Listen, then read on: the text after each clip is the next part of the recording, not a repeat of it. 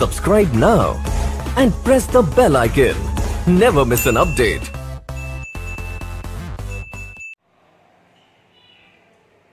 Good morning students. तो आज अपन next class start करते हैं।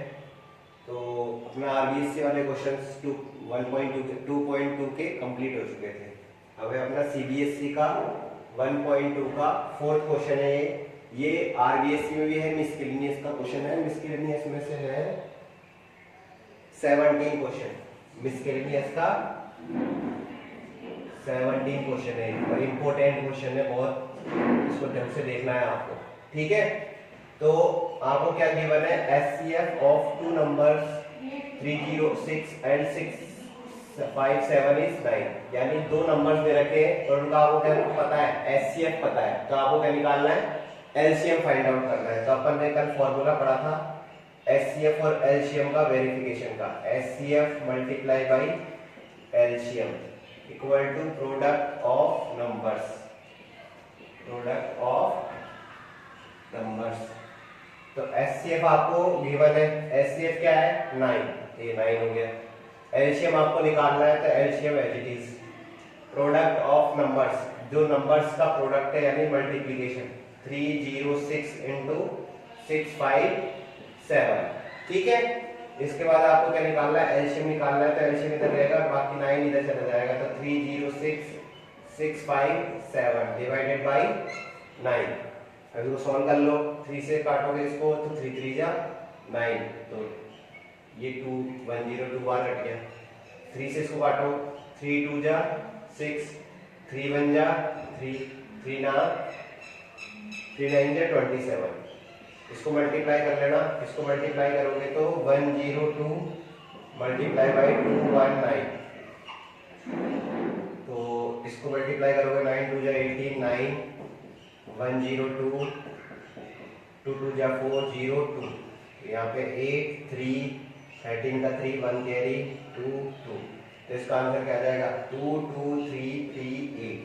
तो ये आपका क्या हो गया, एलसीएम हो गया, ठीक है। तो इस तरह से आप क्या कर सकते हो, अगर आपको दो नंबर्स पता है और आपको एलसीएम या एचसीएफ गिवन है, तो जो आपको नेक्स्ट पूछा है, अगर एलसीएम दे रखा होगा तो एचसीएफ पूछेगा और एचसीएफ दे रखा होगा तो एलसीएम फाइंड आउट करेगा। दोनों में से आप किसी से भी निकाल सकते हो। तो मतलब इन दोनों में से या एचसीएफ और एलसीएम में से, दोनों चारों चीजों में से वो आपको 3 चीजें गिवन होंगी। तो इसमें 3 चीजें गिवन है, तो एक फोर्थ आप फाइंड आउट कर सकते हैं इस वाले फॉर्मूले से। इंपॉर्टेंट क्वेश्चन है, एग्जाम में कई बार आ चुका है वाला क्वेश्चन, ध्यान रखना इसका।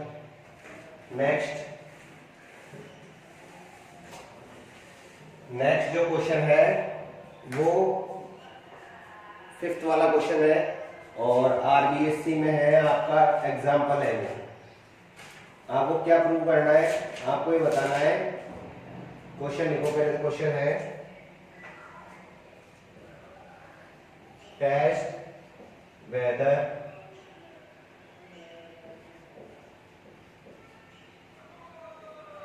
there is any value of 6 to the power n and with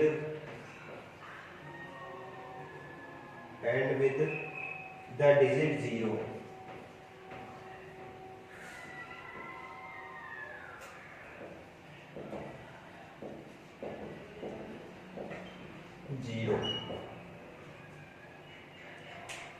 There is any value of n, यहाँ पे क्वेश्चन देखिए थोड़ा सा,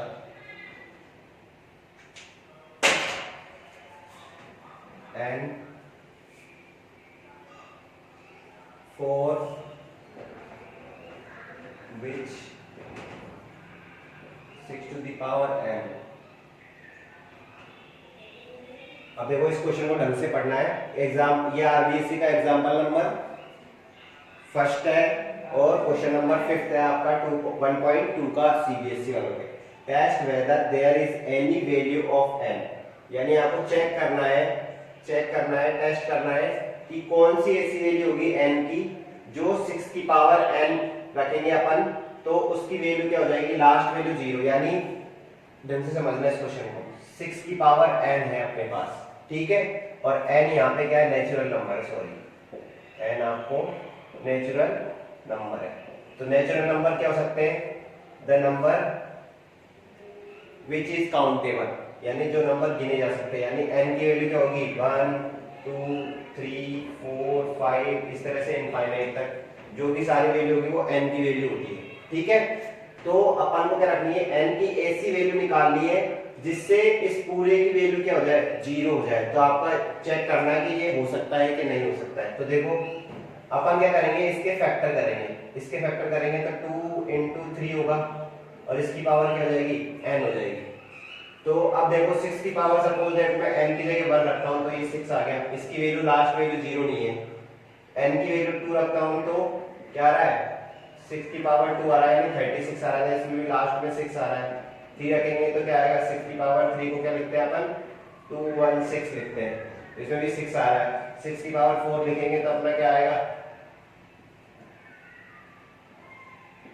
ये आएगा। तो यानी जब भी अपन n की वैल्यू कुछ भी रख रहे हैं तो लास्ट में 6 आ रहा है, और इसमें क्या बोला है कि लास्ट की वैल्यू क्या होनी चाहिए, 0 आ रही है क्या। अब 0 के लिए कंडीशन क्या होती है, 0 के लिए कंडीशन होती है 2 into 5 की पावर n, क्योंकि 10 जब होगा, जब 10 की पावर कुछ रखेंगे अपन तभी कुछ भी रखने पर इसकी वैल्यू क्या आएगी, 0 आएगी। अगर 6 की पावर सपोज दैट मैं कुछ भी रखूं, यहाँ पे 10 भी रखूंगा तो भी इसकी लास्ट वैल्यू 0 नहीं आएगी, ठीक है। तो यहाँ पे अपने पास इसके जो फैक्टर है वो 2 into 5 होना चाहिए था इसका।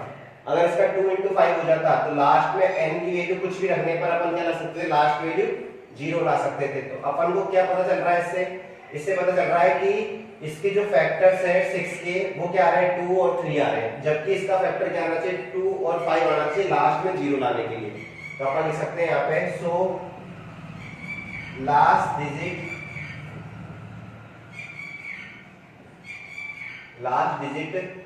And with not a 0 of 6 to the power n, इसकी लास्ट डिजिट कभी भी 0 नहीं आएगी 6 की पावर n के लिए, बिकॉज क्यों, क्योंकि because the factor of 6 is 2 and 3, ठीक है। 6 के फैक्टर क्या आ रहे हैं, 2 और 3 आ रहे हैं, जबकि इसके फैक्टर क्या आने चाहिए थे, 2 और 5 आना चाहिए था। तो for the last digit 0 the factor will B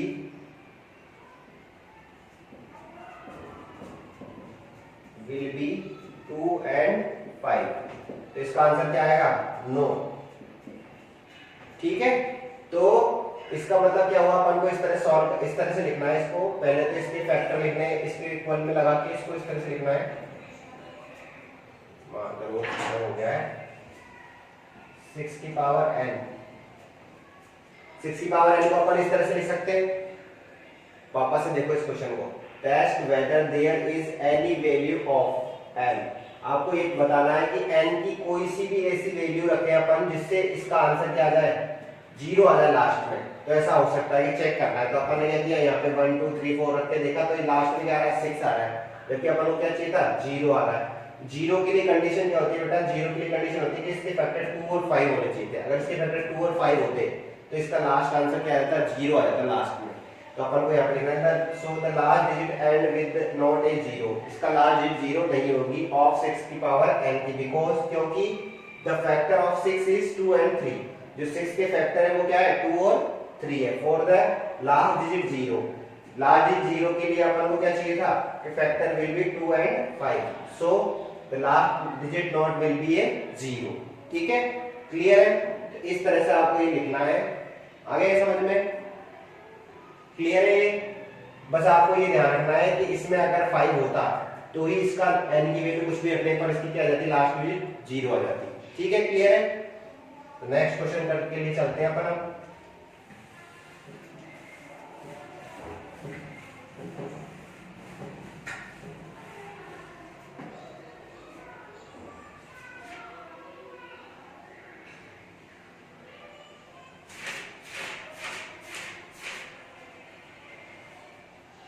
अपन को डिस्क्राइब करना है 7 into 11 into 13 plus 13 and 7 into 6 into 5 into 4 into 3 into 2 into 1 plus 5 are composite numbers, are composite number. सबसे पहले तो आपको ये पता होना चाहिए कि कंपोजिट नंबर होते क्या है। कंपोजिट नंबर देखो बेटा, प्राइम नंबर, सबसे पहले तो आपको प्राइम नंबर के बारे में देखेंगे अपन। प्राइम नंबर क्या होता है, what is a prime number. उसके बाद अपन पढ़ेंगे कंपोजिट नंबर। प्राइम नंबर वो होते हैं जिसके अगर अपन फैक्टर करें तो उसके केवल दो ही फैक्टर होते हैं, ठीक है। The number which have only two factors that is called prime number. But composite number क्या होता है, इसका जस्ट ऑपोजिट होता है। इसका जस्ट क्या होता है, ऑपोजिट, सॉरी इसका ऑपोजिट नहीं होता। कंपोजिट नंबर होता है the number which have more than two factors.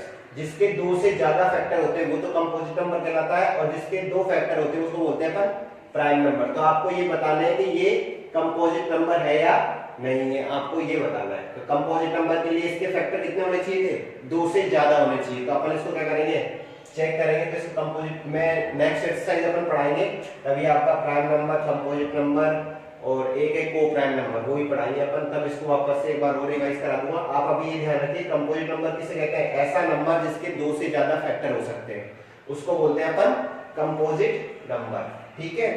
तो देखो कैसे करेंगे इसको। 7, दोनों क्वेश्चन सेम है, अलग अलग है क्वेश्चन, दोनों क्वेश्चन में से एक बता देता हूं मैं। 13 प्लस 13, एक आप खुद करोगे। 13 है तो 13 में से मैंने क्या ले लिया, कॉमन आ रहा है इन दोनों में से, तो कॉमन ले लिया 13 कॉमन ले लेंगे तो यहाँ पे 7 इंटू 11 इंटू 1 प्लस 1। अब इसको सॉल्व करेंगे तो 13 आ गया। 11 को 77, 7 से करोगे तो 77 को 1 से करोगे तो 77 प्लस 1। तो 13 इंटू ये दोनों प्लस करोगे तो क्या हो गया 78। अब देखो बेटा इसके फैक्टर तो क्या आ रहा है, 13 इंटू 1 आ रहा है या 13 मान लो। अब 78 के अपन फैक्टर कर सकते हैं, 78 के फैक्टर करोगे तो आप बहुत सारे हो जाएंगे 2 39 इंटू 3 इंटू 13।